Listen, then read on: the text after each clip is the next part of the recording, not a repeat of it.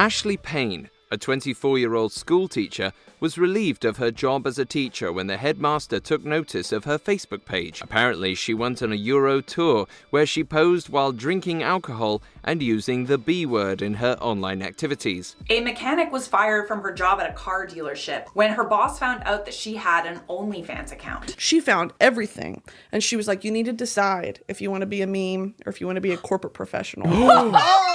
Hi, I'm Roxy. And I'm Lethal. And here we will be discussing legal firing discrimination. What groups of people are targeted? And why it doesn't have to be this way. At-will employment. That's what allows employers to fire employees for things that do not affect job performance. It also sets the United States apart from other countries. The rest of the world follows a for-cause model. For-cause employment means that after a probation period is over, people can only be fired for reasons under a few categories. A probation period lasts about 3 to 6 months, and it works as a trial for employers to test out and see if a new trainee or employee is fit for the job in regards to skill, effort, and other important behavior like punctuality and interactions with others in the workplace. Both companies in the United States and in other countries can have probation periods, but outside of the US, a probation period is when it is much easier to be fired compared to the strict contracted work once a probation period has expired. The at-will employment in the US is the opposite. Instead of reasons one can be fired being a short list, reasons one cannot be fired is the short list. While everything else is fair game, one cannot be fired for refusing to do something illegal, speaking up about illegal practices, taking family or medical leave, joining a union, having certain handicap statuses, or being of any race, color, religion, sex, gender, or national origin. Those last protected characteristics make sense to be protected. We want to live without discrimination, and that has brought about more social justice for the US. It is argued that this law is due to the fact that these traits do not affect job performance or the company. What makes this hypocritical, though, is that any other harmless trait that a person cannot control, and any other harmless thing a person does or believes, can legally be the reason one is fired. Even if it is not relevant to work hours at all, the reason has to be on that protected list for one to take legal action against an unjust dismissal. They could fire you because you're ugly. Oh, and you can't pursue legal action against it. This is unlike for-cause employment, where one cannot be fired if they do something that does not affect job performance or the company, unless it is the case that the position itself is no longer needed. For example, if the work was only needed temporarily, or if the whole company went out of business. For perspective, some reasons one can be fired in for-cause countries include stealing company property or money, slandering the company online, and workplace harassment. It is concerning that something consensual in one's personal life can be weaponized as grounds to fire someone. It has been seen to happen with those who practice BDSM in private or non-monogamy at all. A user on the site Reddit asked, quote, "So I was responding to a post on r/BDSM community, and the moderator came on and expressed to me that being outed in a company with a morality clause in the employee agreement could get me fired, which leads me to a few questions. 1. I was under the assumption that BDSM was considered queer, and thus had legal protections because of that. Was I wrong? 2. As an engineer, which is what I'm studying to be right now, could my boss call me in one day and say that I'm fired for violating the morality clause even if it's not interfering with my work? 3. What is actually in a morality clause? I've only ever worked menial labor jobs which did not have one in the employee agreement. Edit. Forgot mention that I'm in Colorado." Unquote. A user answered, quote, "Queer is usually not a protected class as such. Sexual orientation is, in many areas, but BDSM doesn't qualify. And there's no simple definition for morality clause. Check your employment contract and HR policy manual to see if anything applies at your workplace. But also recognize that unless you are being punished for membership in a protected class or unless you're in a union, your employer has very broad latitude to fire you for any reason she wants without legal recourse. You could be fired for stamp collecting or wearing the jersey of the wrong NFL team just as much as for BDSM, and it'd be legal." Unquote. Another user answered, quote, "As a baseline, Colorado is an at-will state. Any reason that isn't restricted is a valid reason to fire you, including no reason at all and reasons that are factually incorrect. If your contract actually controls termination, then you may have better protection, but I suspect that it doesn't and that you're an at-will employee. Colorado does consider employment discrimination on the basis of sexual orientation to be unlawful discrimination, but it's not at all clear that a voluntary sexual practice that is independent of sexual orientation, like BDSM, would be protected the way sexual orientation itself, like being attracted to a specific set of genders, would be. Because BDSM practices aren't unique to any one area on the Kinsey scale and aren't not uniquely identified with being gay, bisexual, straight, asexual, or otherwise, you likely aren't protected by anti-discrimination laws. If you're seriously concerned about your contract's morality clause or about your employer's squeamishness, it may be worth talking to an employment attorney to review the situation. Bring whatever documentation you have, your contract, your employer's written policies, etc., and ask straight up, can I be fired for publicly discussing BDSM? However, be prepared for the answer to be yes. Unquote.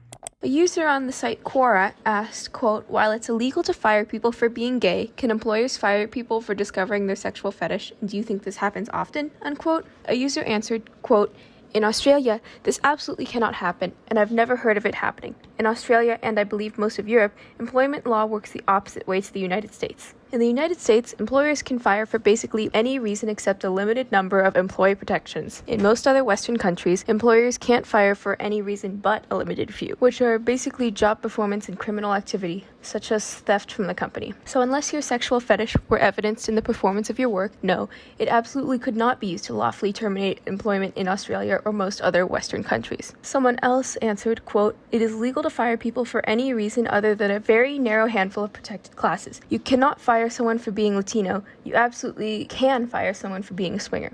Does it happen? You bet. People get fired for being swingers, for being into BDSM, and for all sorts of other reasons. I once had a client back in the day who I did computer consulting work for in Tampa. She ran a small business, and as she told me one day when I was working on her computer, she refused to hire any sort of, quote, sexual deviant, unquote. And here are 3 different people discussing polyamory in one YouTube video and 2 different TikToks. In an ideal world, what you do in your private life should never have any negative impact on your professional life.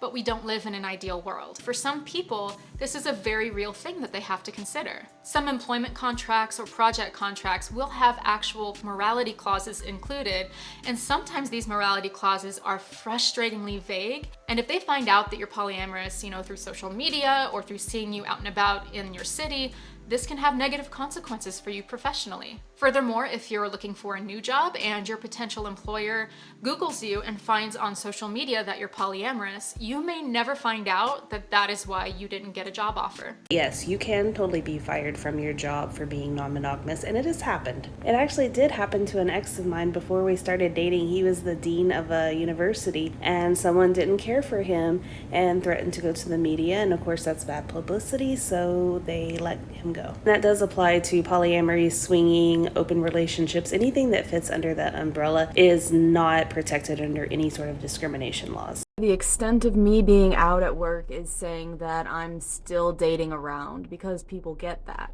It's also why I use a fake name on here. I'm kind of worried that eventually one of you will get pissed off and go tell my job about who I am. And here's a fucked part that I forgot until I went to post this. If you're in the military and you get found out as polyamorous, you can get court-martialed. Online fame can get a person in trouble at work as well, even if undeserving. It is especially a risk if sex work is the cause of fame, even if the fame is minuscule. Multiple people have had coworkers watch their OnlyFans content during work, gossiping about them or harassing them directly. Some coworkers have committed sexual harassment because they think that they are entitled to the person's body now that they have seen it nude online. Illegally distributing the content is not uncommon either. Although it is the coworkers spending time inappropriately during work hours and committing misconduct, it is the person with OnlyFans as a side job who gets fired. Some bosses stating that the dismissal is to prevent harassment instead of punishing the perpetrators. Posts online that do not hurt anyone nor involve the job, say if they were filming while at work or spreading company secrets, have gotten people fired. Most of the time, these people want to keep these jobs, but they are human and should not be punished for that when unnecessary. For example, calling back to the teacher fired for the picture with wine. The headmaster gave her a chance to either resign or face suspension. She resigned, but claims that teaching is her passion and that she wants to return to the classroom. Brittany Broski, who went viral for a TikTok trying kombucha tea for the first time, didn't intend for screenshots of her reactions to be used in memes, ranging from tame to inappropriate captions. She explained it to her boss so that she would understand that she wasn't the one writing the captions, but was later let go. She pulled me into her office. She said, Brittany, I found your YouTube. I found your Twitter, your Instagram, your TikTok, your Snapchat. I said, Cheryl, you didn't even know what Snapchat was 6 weeks ago. How the fuck do you know what it is now? She found everything. And she was like, you need to decide if you want to be a meme or if you want to be a corporate professional. Oh! I said, girl, I have a rent to pay. Of course I want to be a corporate professional. She luckily found success in comedy, but that isn't the case for all people whose faces get turned into memes. Since one job alone might not be a livable wage today, some people have turned to online content creation, from OnlyFans to YouTube and anything in between. For an example of one of the different YouTubers that have been fired once discovered, even if never mentioning their job or real name, here's King Mazi talking about how he was given an ultimatum. My job called me down to like their little investigation room or whatever. They pretty much asked me about my channel, which I had no idea how they actually found out. Which, I mean, I feel like I have a decent following, but I didn't think it got to the point where I would need to be investigated about it. They pretty much tried to deem my channel like as a bad image, like a negative channel pretty much. They asked about my intro video, like where was I doing a burnout at. I did that burnout on private property. Of course, I asked about the freeway video. I'm not the one doing the burnout, you know what I'm saying? Y'all don't have me on no video doing no burnout or anything like that. Only thing I did was record the video. I'm just like, bro, like y'all already trying to label me as a menace to society. I got way more motivational videos. Almost all my videos, I'm doing something motivational. I did charity events, all that. But y'all not talking about that. Y'all talking about stuff that don't matter really. You know what I'm saying? Like at the end of the day, it's a car channel. There will be burnouts on my video. There will be races. There will be things of that nature. But at the end of the day, the thing is this. My YouTube channel has absolutely nothing to do with them. I'm not wearing anything from the job in the video. I'm not talking about my job in the video. Nothing like that.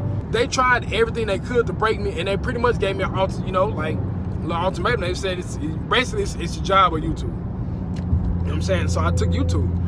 In the comments of that video, I found many people questioning at-will employment, even if they didn't know its name. The sentiment was shared across the comments of other videos as well, including the one that told the teacher Ashley Payne's story in a list of 14 people fired because of social media posts, and 2 other videos about 2 mechanics and 1 cop who were all fired for posting explicit content on OnlyFans for supplementary incomes. The equal opportunity laws need to be adjusted to include protection against social discrimination. Having some beers and cursing off the clock is no grounds to get fired, and in my opinion, is social discrimination.